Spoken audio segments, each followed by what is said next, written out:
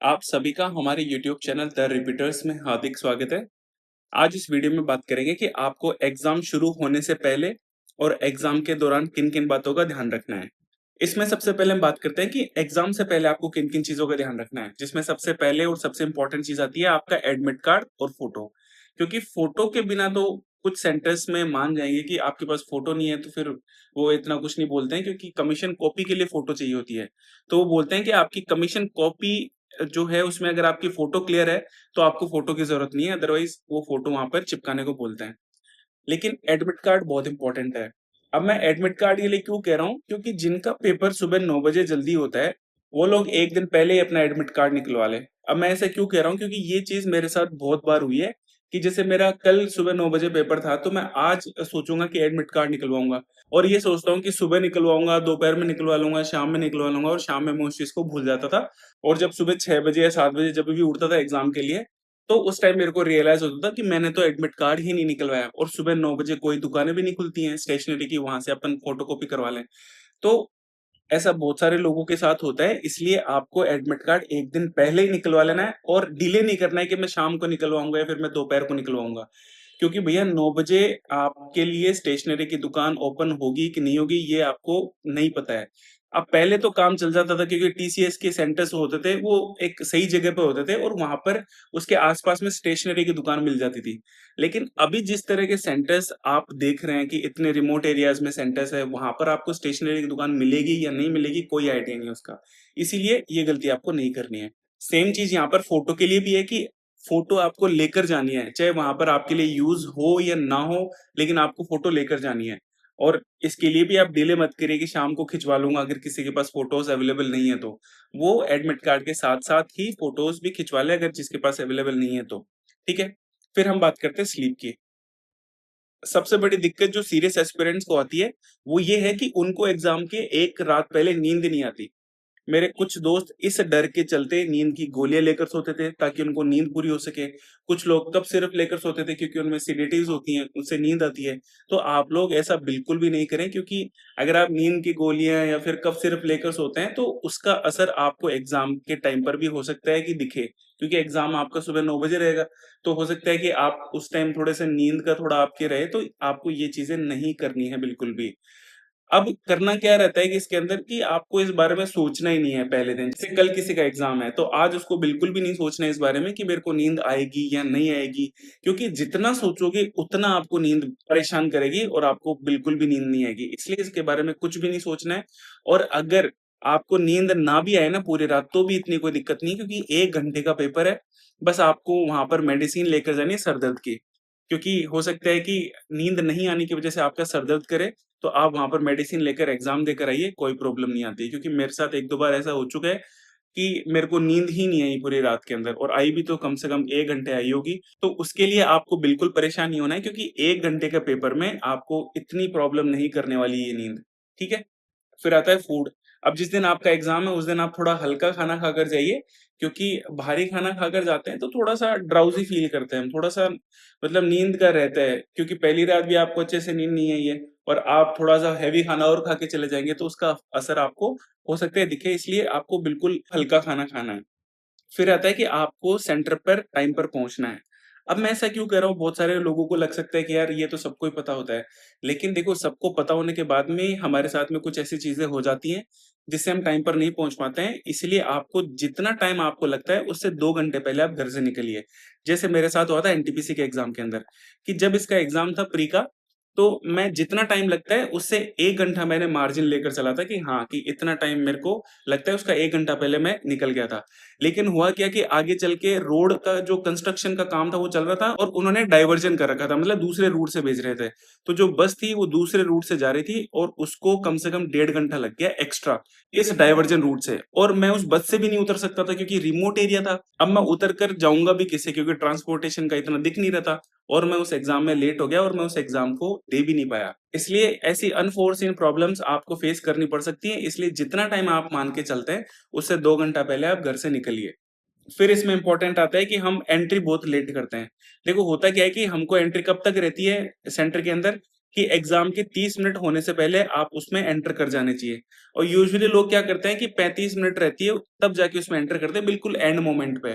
क्योंकि उनको ऐसा लगता है कि अब अंदर जाके भी हम बैठेंगे, क्योंकि अगर हम 1 घंटा पहले अंदर जाके बैठ गए तो हमको कम से कम भी 30 से 40 मिनट वहाँ पे फालतू मिल जाती है।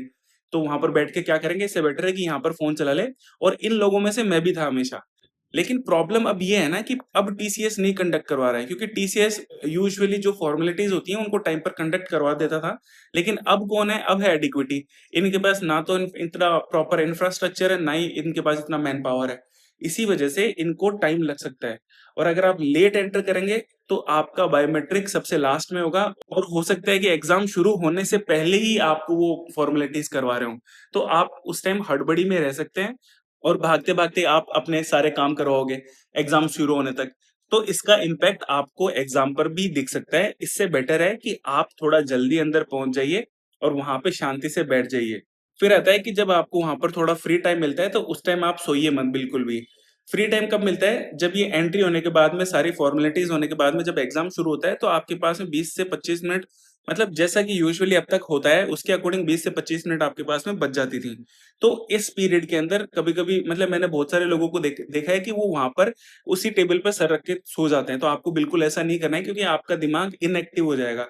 पहले आपने कम सोया है पहली रात के अंदर, ठीक है? तो आपको ये सारी चीज़ें नहीं करनी है। अगर आपको नींद आती है तो आप बाथरूम चले जाइए, वहाँ पर आप अपना मुँह धोकर आइए और फिर से वहाँ पर बैठ जाइए, लेकिन सोना नहीं है आपको बिल्कुल भी। फिर आता है कि आपको अपने दिमाग को एक्टिवेट करना है। अब एक्टिवेट क्यों करना है? क्योंकि अब एग्ज़ाम वाले दिन तो हम मॉक तो देते नहीं है, तो हमारा दिमाग थोड़ा-सा इनएक्टिव रहता है, तो आपको उस चीज़ को, उसको एक्टिवेट करना है। अब एक्टिवेट कब करना है? एग्ज़ाम के शुरू होने के 5 मिनट पहले से। कैसे करना है? आपको कैलकुलेशंस करनी है, कुछ एडिशंस कर लीजिए, कुछ सब्ट्रैक्शन कर लीजिए, कुछ मल्टिप्लिकेशन कर लीजिए, कुछ डिविज़न कर लीजिए। अब उस टाइम तक आपके पास में आपकी एक तो रफ शीट भी आ जाती है और आपके पेन भी आ जाते हैं। अगर नहीं आते हैं तो भी कोई बात नहीं है, अगर वो लास्ट के 1-2 मिनट में भी आपको रफ शीट देते हैं, पेन देते हैं, तो उस टाइम भी, मतलब जो नंबर ऑफ कैलकुलेशंस हैं, नंबर ऑफ जैसे क्वेश्चन्स हैं, उनको थोड़ा कम कर दीजिए, लेकिन थोड़ा शुरू कर दीजिए इस टाइम। फिर आता है कि आपको एग्ज़ाम के शुरू होने से पहले आपको काम करना है। अब देखो होता क्या है कि जब लास्ट के 2 से 3 मिनट बचते हैं, तो ऐसे धक-धक शुरू होने लगती है। और मैं पता है ये सारी चीज़ें क्यों बता पा रहा हूँ, क्योंकि ये मैंने पर्सनली एक्सपीरियंस करा है। इसी बेस पर मैं ये सारी चीज़ें आपको बता रहा हूँ।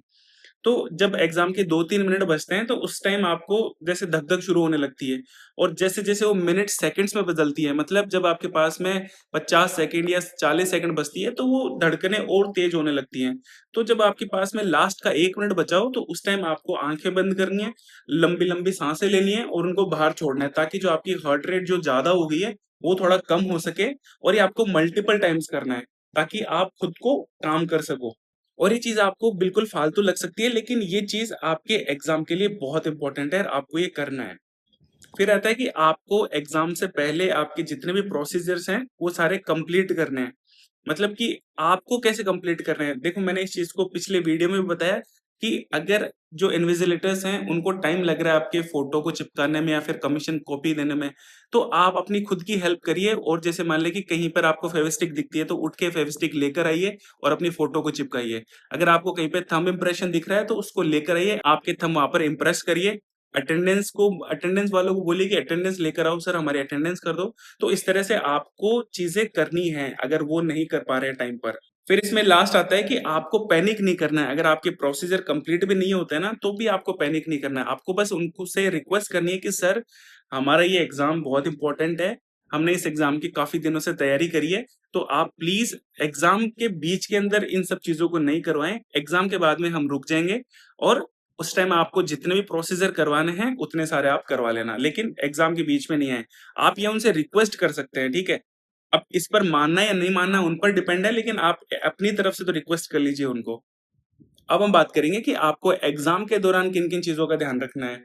जिसमें सबसे पहली और सबसे इम्पोर्टेंट चीज़ आती है कि आपको अपने सीक्वेंस को चेंज नहीं करना है। यहाँ पर सीक्वेंस से मेरा मतलब आ गया कि आपने जो भी मॉक की प्रैक्टिस करी है, उसमें जो भी आपका एग्ज़ाम देने का सीक्वेंस रहा है, जैसे कि पहले आप रीज़निंग करते होंगे, फिर जीके, फिर इंग्लिश और फिर मैथ्स। अगर आपका ये सीक्वेंस रहा है और अगर एग्ज़ाम में आपने इस सीक्वेंस को चेंज कर दिया, तो आपके लिए प्रॉब्लम हो सकती है।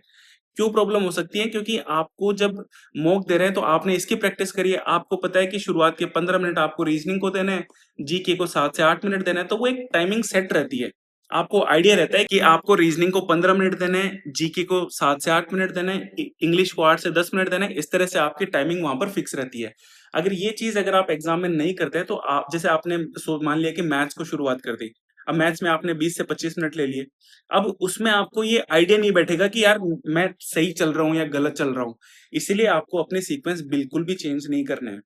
दूसरी चीज़ कि आपका जो पेपर है आपको वो 2 राउंड में खत्म करना है, 1 राउंड में बिल्कुल भी नहीं करना है। अगर आपने 1 राउंड में पेपर करा तो आपका पेपर बिल्कुल भी कंप्लीट नहीं होगा, इस चीज़ की गारंटी है, क्योंकि पेपर थोड़ा लेंथी आ रहा है।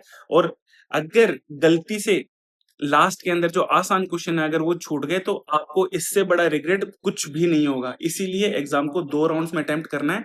पहले राउंड में उन आसान-आसान क्वेश्चन्स को करना है, जो आपके बिल्कुल फ़ैमिलियर हैं। इससे क्या होगा कि जितने भी आसान-आसान क्वेश्चन्स हैं वो तो सारे हो जाएँगे और सेकंड राउंड में फिर जो बच जाते हैं उनको आप अटेम्प्ट करिए। फिर आता है कि आपको इन्विजिलेटर के साथ में बिल्कुल भी आर्गुमेंट नहीं करना है। अब आर्गुमेंट कब नहीं करना है? तो जब इन्विजिलेटर आपके पास में अटेंडेंस की कॉपी लेकर आता है कि सर साइन कर दीजिए, अंगूठा लगा दीजिए, तो आपको उनसे आर्ग्यू नहीं करना है। आर्ग्यू क्यों नहीं करना है? क्योंकि अगर आर्गुमेंट करेंगे तो एक तो आपका टाइम खराब होगा, दूसरी चीज़ आपका वहाँ पे दिमाग और खराब होगा। आपकी जो मेंटल पीस है या फिर जो आपकी अटेंटिवनेस है एग्ज़ाम को लेकर वो आपकी खत्म हो जाएगी बिल्कुल। क्योंकि आपका दिमाग कहाँ चला जाएगा? उस जो आर्गुमेंट आपने करा उसके ऊपर। ठीक है? तो आपको ये बिल्कुल भी नहीं करना है। अगर वो आता है और साइन करवाता है, अंगूठा लगाता है, उसमें आपकी मुश्किल से 15 से 30 सेकंड खराब होंगे, इससे ज़्यादा आपकी खराब नहीं होंगी, ठीक है? अगर आपको रिक्वेस्ट करनी है, तो वो एग्ज़ाम से पहले करिए, एग्ज़ाम के दौरान कुछ भी मत करिए, वो आपके पास आते हैं चुपचाप आप करवा लीजिए, क्योंकि वो लोग तो अपना काम करवा कर जाएँगे। अगर आपने आर्गुमेंट करा तो आप अपना टाइम खराब करेंगे उसके अंदर, ठीक है? तो आपको ये काम बिल्कुल नहीं करना है। फिर आता है कि अगर आप एग्ज़ाम के चलते पैनिक मोड में आ जाएँ, तो आपको खुद को काम करना है। पैनिक मोड में कैसे आ जाएँ कि आपके साथ ऐसा हो सकता है कि शुरुआत की 3-4 क्वेश्चन आप करें और आपसे वो क्वेश्चन्स ही ना हों और आप अपना जैसे इन 3-4 क्वेश्चन को करने में 3 से 4 मिनट आपकी वहाँ पर वेस्ट भी हो जाए और आपको लगे कि यार 3-4 मिनट हो गए, मैंने एक भी क्वेश्चन नहीं करा। तो इससे आप पैनिक मोड में आ सकते हैं। देखो, आपको अगर ऐसा फ़ील होता है तो आपको खुद को काम करना है। आपको करना क्या है कि आपको जैसे मान लें कि शुरुआती 3-4 क्वेश्चन नहीं हो रहे हैं, तो आप जंप करके 15 क्वेश्चन पे चले जाइए और वहाँ से शुरू करिए। इससे आपको हो सकता है कि यहाँ पर थोड़े आसान क्वेश्चन्स मिलें और यहाँ से आपका थोड़ा फ्लो बने। अब इस टाइम आपको करना क्या नहीं है कि ये जो 3-4 मिनट आपके खराब हो गए इन 3-4 क्वेश्चन्स में, उस चीज़ पर आपको बिल्कुल भी ध्यान नहीं देना है। अगर आप उस चीज़ को ध्यान देंगे तो इन 3-4 मिनट को कवर करने के लिए आप ये यहाँ से जो शुरू करें ना, वहाँ पर आप उन क्वेश्चन्स को जल्दी-जल्दी करने की कोशिश करेंगे। और इस जल्दी-जल्दी करने के चक्कर में आपसे क्या होगी, आपसे हो जाएगी सिली मिस्टेक्स, जो कि आपको बिल्कुल भी नहीं करनी है। लेंथी और टफ पेपर में अगर आपको कुछ बचा सकता है तो वो है आपकी एक्यूरेसी। तो यहाँ पर आपके अगर 1-2 क्वेश्चन्स अटेम्प्ट कम होते हैं तो इससे ये ज़्यादा अच्छा है बजाए आप वहाँ पर 2-3 क्वेश्चन सिली मिस्टेक कर दो उसके, ठीक है? तो आपको ये सारी चीज़ें नहीं करनी है। तो अगर आप पैनिक मोड में आते हैं तो आपको खुद को काम करना है, थोड़ा-सा आँखें बंद करनी है और जैसे मैंने बताया कि डीप ब्रीथिंग करनी है, इससे आप काम हो जाएँगे आराम से। फिर आता है कि आपको अननेसेसरी प्रेशर क्रिएट नहीं करना है। देखो, मैंने ये चीज़ मैंने एक बार एग्ज़ाम में करी थी। मैंने क्या करा कि जब मैं एग्ज़ाम दे रहा था तो मेरे को फ़ील ही नहीं हो रहा था कि एग्ज़ाम लग रहा है। मेरे को ऐसा लग रहा था कि मैं मॉक दे रहा हूँ और मैं उस टाइम खुद को बोल रहा हूँ कि यार तू क्या कर रहा है? तू मॉक दे रहा है कि एग्ज़ाम दे रहा है? एग्ज़ाम दे रहा है ना, तो थोड़ा और सीरियस हो, थोड़ा और अटेंटिव हो। तो मैंने खुद पे अननेसेसरी प्रेशर क्रिएट कर लिया था वहाँ पर। तो आपको बिल्कुल नहीं करना है। अगर आपको लगता है कि आप वहाँ पर मॉक ही दे रहे हैं तो वो सबसे बेस्ट चीज़ है, ठीक है? तो आपको खुद के ऊपर ज़्यादा सोच के कुछ भी अननेसेसरी प्रेशर को क्रिएट नहीं करना है। फिर इसमें सबसे लास्ट और सबसे इम्पोर्टेंट चीज़ आती है, वो है कि आपको अपने नेबर से बात नहीं करनी है। अब देखो, इसको लेकर एसएससी ने नोटिस भी डाला है, अभी कल ही आया है, कि आपको अपने नेबर से अगर आप बात करते पकड़े जाते हैं तो आपको डिबार कर दिया जाएगा, आप पे जुर्माना भी लगाया जाएगा। और इसको लेकर 1-2 वीडियो कल थोड़ी सर्कुलेट भी हो रही थी जिसमें बता रहे थे कि सीसीटीवी फुटेज के अंदर वो भाई साहब थोड़ा-सा पड़ोसी से भी बात कर रहा था और उसकी एक्टिविटीज़ ऐसी थी कि वो हिल-डुल ज़्यादा रहा था, तो उसके चक्कर में एसएससी ने उसको 7 साल के लिए उसको डिबार कर दिया। तो आपको पड़ोसी से बिल्कुल भी हेल्प नहीं लेनी है, बिल्कुल भी। तो चलिए, इस वीडियो में मुझे इतना ही बताना था आपको। धन्यवाद।